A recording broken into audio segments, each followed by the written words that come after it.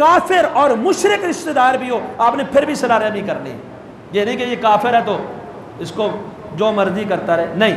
اسماء بنت ابی بکر رضی اللہ تعالی عنہا, صحیح بخاری میں حدیث نمبر 2620 ہے, نبی علیہ السلام کے پاس آ کے پوچھتی ہے اللہ کے رسول میری ماں میرے پاس آئی ہے جبکہ وہ مسلم نہیں ہے, مشرکہ ہے, کافر ہے, اور وہ میرے پاس امید تعاون کی لے کے آئی ہے, کیا میں اس کے ساتھ تعاون کروں اور اچھا برتاؤ کروں؟ نبی علیہ السلام نے فرمایا نعم صلی امہ کے, ہاں اپنے ماں کے ساتھ صلہ رحمی کر.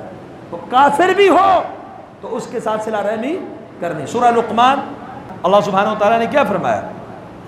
سورہ لقمان سورہ نمبر 31 کی آیت نمبر 15 میں کہ اپنے والدین کے ساتھ حسن سلوک سے پیش آؤ. پہلی آیت کے اندر ماں کی تکلیف کو بیان کیا کہ ماں تمہیں بڑی تکلیف کے ساتھ جنم دیتی ہے. پھر فرمایا کہ ان کی بات بھی ماننی ہے, اطاعت فرما برداری کرنی. وَإِن جَاهَدَاكَ عَلَىٰ أَن تُشْرِكَ بِي مَا لَيْسَ لَكَ بِهِ عِلْمٌ, اگر وہ تجھے ابھارے اس بات پر کہ تو میرے ساتھ شرک کر, یعنی کوئی بھی ایسا کام جو شریعت کی منافی ہے, خلاف ہے, اگر والدین اس کا حکم دیتے فَلَا تُطِعْهُمَا, پھر ان کی بات نہیں ماننی. کیوں؟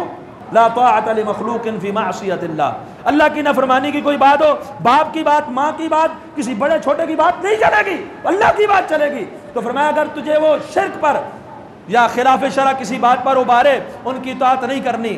اب ہیں وہ کافر, شرک پر ابھار رہے نا. آگے کیا فرمایا؟ وَصَاحِبْهُمَا فِي الدُّنْيَا مَعْرُوفًا, لیکن دنیا میں ان کے ساتھ اچھے طریقے سے رہے. یعنی دنیاوی امور میں, دنیاوی معاملات میں تمہارا برتاؤ اپنے ماں باپ کے ساتھ کیسا ہونا چاہیے؟ اچھا.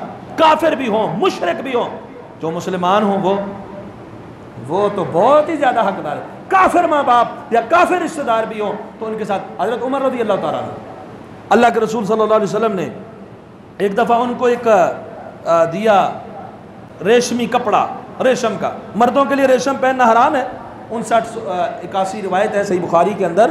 تو حضرت عمر رضی اللہ عنہ نے مکہ میں اپنے ایک کافر بھائی کو بھیج دیا صلہ رحمی کی. وہ مسلمان ابھی نہیں ہوا تھا, اس کو آپ نے وہ تحفہ دے دی. یعنی آپ رشتہ داری کافر رشتہ دار کے ساتھ بھی ملا سکتے.